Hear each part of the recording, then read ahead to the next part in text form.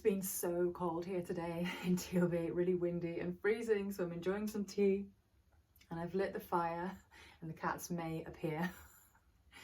A few people have commented on my YouTube and Facebook about wanting to know a little bit more into my decision to look at the consecrated life as a consecrated woman in the world. I was going to say nun there, but it's not really. You're not really a nun, you're not really a sister, you're a consecrated woman.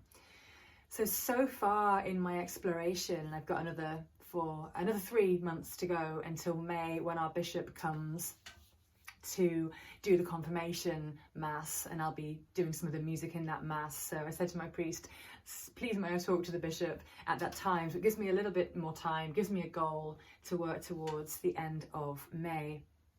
And all I've been doing so far is every morning and every evening, as much as I can, using the Universalis app, the Catholic prayers on there, the morning prayer of Lauds and the evening prayer Vespers, praying that as much as I can around work, squeezing it in early before school if I can, and doing it sometimes late if I'm teaching. So just as much as I can fit in.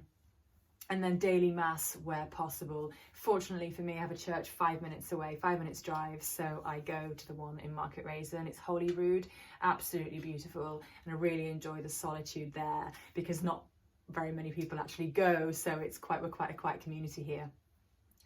So it's daily mass, daily prayer as much as I can. If I want to say more of the office, I actually can. So I could do the midday service, I could do the office of readings, and during the day as well, I can of course read the gospel, the daily gospel, but that's not expected of you all day, every day.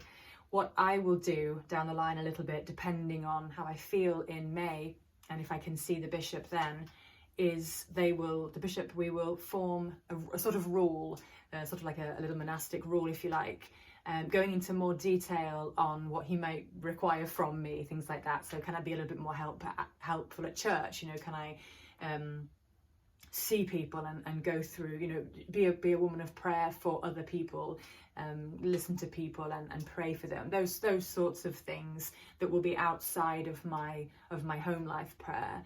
So it really is, it comes under the Consecrated Virgin Bride of Christ. That's the title, if you like, and I've watched a lot of documentaries on YouTube of other consecrated women. There's around 200 or so in the UK. I think there's about 4,000 in the whole world. So, it's a very small number when you think of how many people there are in the world. But it's a beautiful vocation, and what I've seen and felt so far is that it's something the Lord is definitely asking. I probably will do a separate video on what can be the challenges. I won't go into it all now, but this is just a basic outline, if you like, giving you some more detail. Those of you that are curious, possibly interested yourself, if you know anybody that is, please do share this video. I think it would be wonderful to have more people of prayer in this very, it's a niche, if you like.